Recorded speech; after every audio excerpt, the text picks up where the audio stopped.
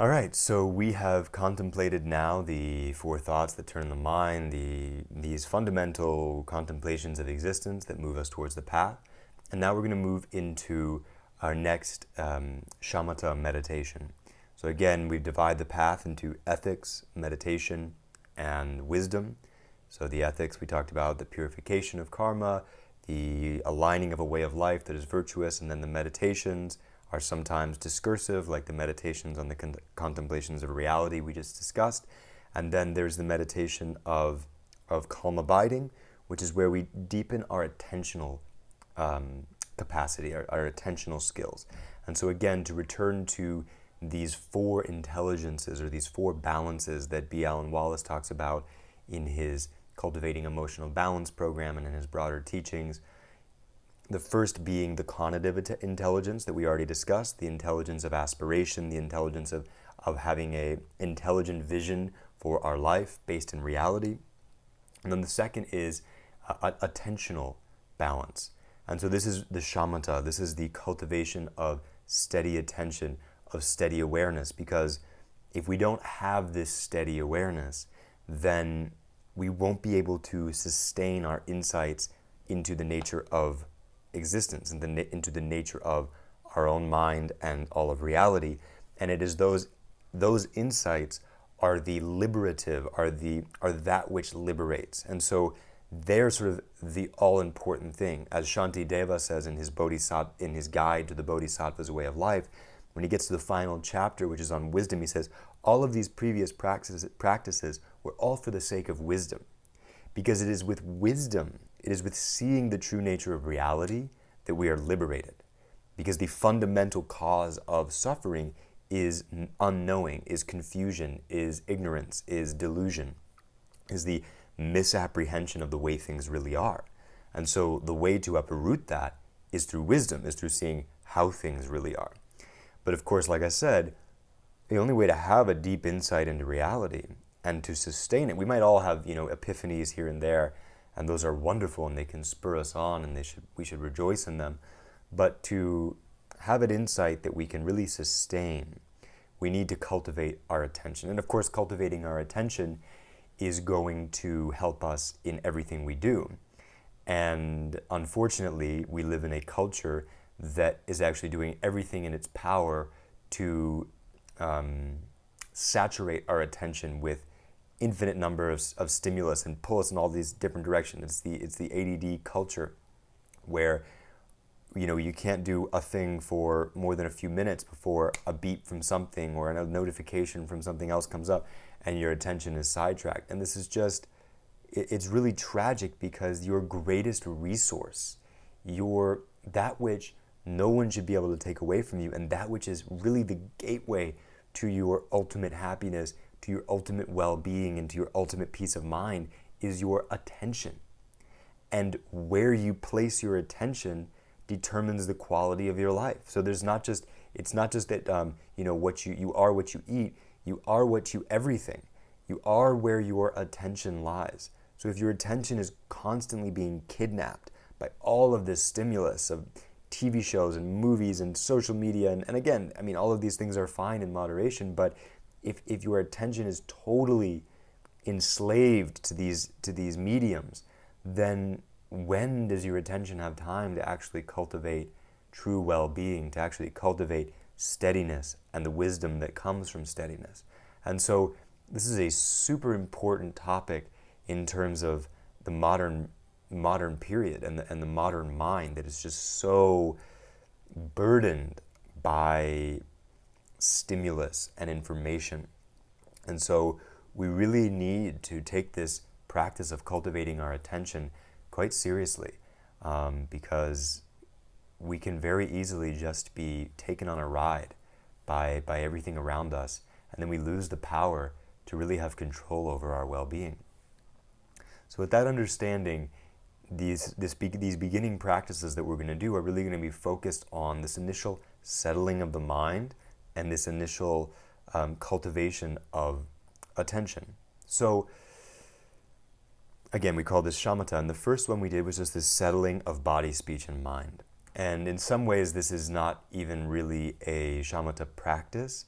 but it is a gateway to a shamatha practice, because in that we are just beginning this process of settling, of letting everything go. And again, we said that in this model, by letting everything go, we discover awareness. We discover the luminosity, the steadiness, and the brilliance and the bliss of awareness itself, by letting go of everything that's pulling awareness in all of these different directions. So when our awareness is going all over the place, we don't get to experience the inherent bliss of our consciousness.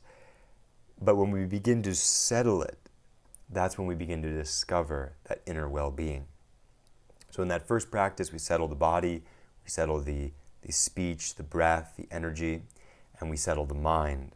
And then from there, if we want to, then we can go into a meditation just on awareness, just right where it is, just with everything nice and settled, a not doing meditation.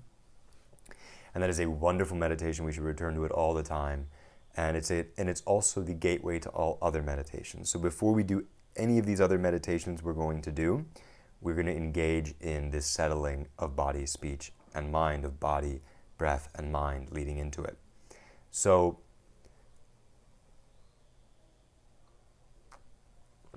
we're now going to introduce actually the first meditation that the Buddha ever taught. And it is again, like the previous meditation, it is simple, but it is profound and can take us all the way from where we are right now to the end of the path, basically. It's just one of those things that if we keep returning to it, it deepens and deepens and deepens. And this is the mindfulness of breathing, or the mindfulness of respiration, the anapanasati, as it's called in the Pali language, which the original Buddhist teachings were written down in. And the method that I'd like to share with you actually comes from an amazing Buddhist scholar and contemplative from India, who lived several hundred years after the Buddha, a bit more than that, almost 1,000 years after the Buddha. And his name is Arya Asanga. And he teaches the mindfulness of breathing in a unique way that has been taken up mostly in the Chinese Tiantai tradition, from which I've received instructions on this practice. And it differs from some of the other ways mindfulness of breathing is taught. So some of the conventional ways mindfulness of breathing is taught is basically you are breathing naturally, and you are bringing your mindfulness to the sensations connected with the breath at the nostrils and at the upper lip. And that's where your focus is. That's your point of focus. And so this is a wonderful meditation. This is done in the Theravada tradition of Buddhism. And so I encourage you to try this one out. And again, you can set a 24-minute timer. You engage in the settling of the body, speech, and mind, initially with your awareness expansive, and then you bring your awareness to the sensations of the breath coming in and out through the nose. And it can be very helpful in the beginning to count the breath. So you have a few choices. One choice is you inhale, and on the top of the inhale, count 1, exhale.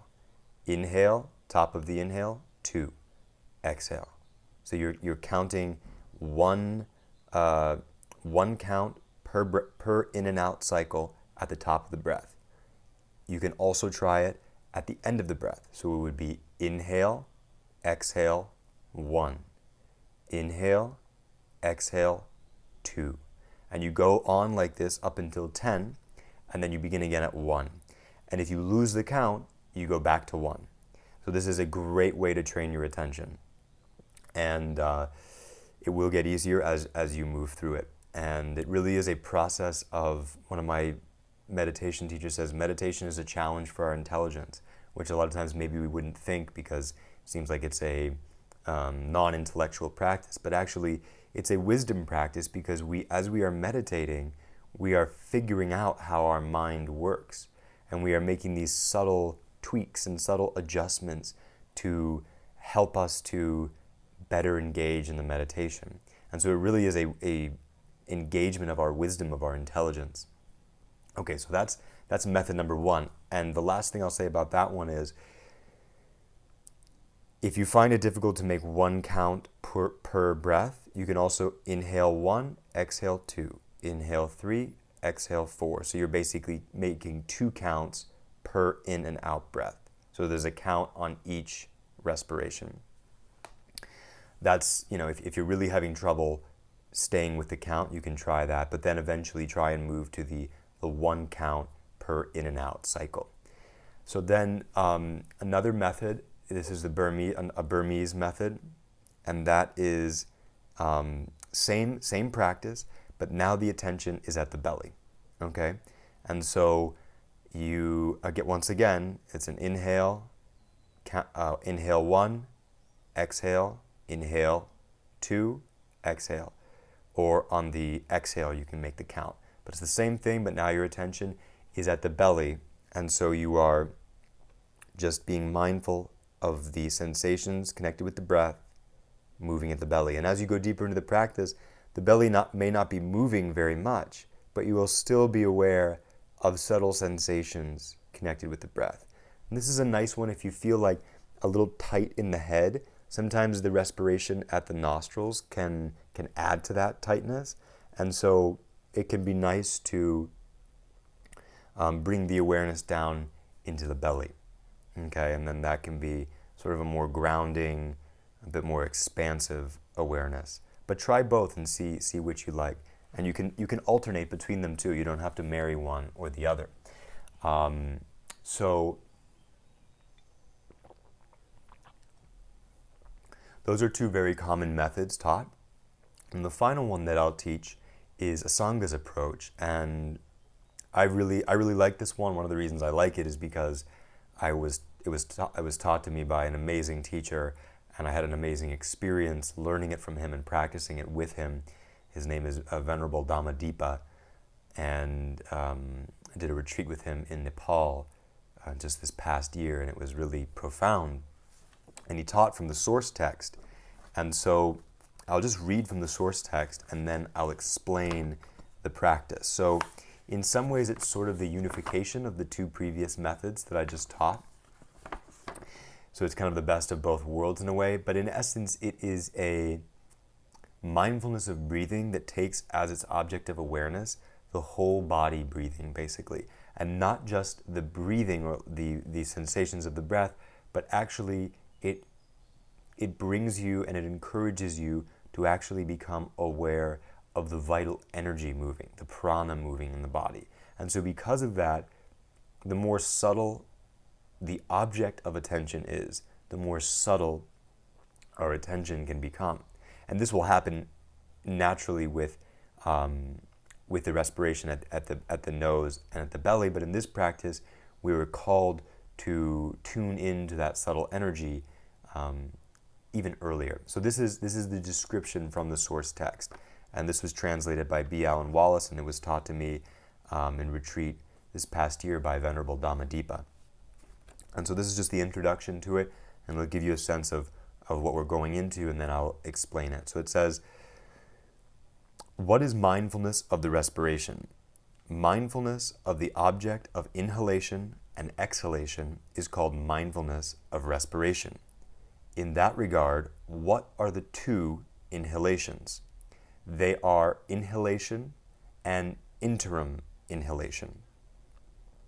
So what this means is that there is the gross inhalation, so the actual and then you'll notice as you go deeper into the practice, without trying to hold the breath, there will be a period in between the inhale and before the exhale. That is the interim inhale. Okay, so it's the first inhale is the actual inhale, then there's the interim where the body is still taking in subtle prana, and then there's the exhale. Okay, and then we'll go into that here. It says, what are the 2 exhalations? They are exhalation and interim exhalation. So same thing here. The exhalation is the literal conventional exhalation of the air, And then at the end of the exhalation, in between the next inhalation, there is the interim exhalation. And so basically what it's calling us to do here is to bring our awareness not just to the duration of the actual breathing in and breathing out, but actually the moments in between those two things. And it's in those moments that we really begin to tap into the subtle prana. And so that's what takes this meditation to an interesting place. And so it says, now inhalation is the vital energy drawn inward to the level of the navel during the in-breath. So basically he's saying that the way that the prana works in the body is that on the inhale, energy and breath is taken in through the nose, and then it comes down into the belly. So it says, vital energy is drawn inward to the level of the navel during the inhale. So you can kind of follow that with your attention. And then it says, interim inhalation occurs during the time when the inhalation has ceased and the exhalation has not yet begun. Vital energy, similar to that, is drawn in for a short time during the period of relaxation, and that is called interim inhalation. So as the energy comes down into the belly without trying to do this, so it's not a hold, but there will be a natural moment of relaxation after the inhale and before the exhale. And that is what's called the interim inhalation. And then the exhalation and interim exhalation are to be understood in a similar fashion. Here is the distinction. The outwardly directed vital energy moves out from the region at the navel to the upper lip or the nose and outward from there. Okay, so that is the meditation. We are observing as the breath and the subtle energies come in at the nose and down into the belly, and then as they come, and then the hold there, but we're not holding, it's just a natural relaxation there. So don't try to make it happen. Just be aware. Try and see what is happening in between the inhale and the exhale. And it might just be a second, but just be aware of it and then see where that takes you. So it's the inhale down, the interim inhalation, which is that hold, and then exhale up and out. Okay? So you can begin this practice in the same way as the previous two, where first, of course, you settle your body, speech, and mind, and then you begin to follow the inhalation, the exhalation, the inhalation, and exhalation. And again, you're not manipulating the breath in any way. You're just allowing it to flow, and you're just bringing the light of your awareness to bear on it. So you are bearing in mind, you're being mindful of the sensations in the whole body now, from the nose down to the belly and everywhere else. You're being aware of the subtle movement of breath and energy in the body. And this up and down movement can be an anchoring place to have your awareness, but eventually you may move into an experience of the whole body breathing. And like as if they say, as if you were breathing through every pore of your body. And again, that's not something you make. You don't try and breathe through every pore. It's actually already happening. But as you go deeper into your meditation practice with this, you become tuned in to that. Okay? So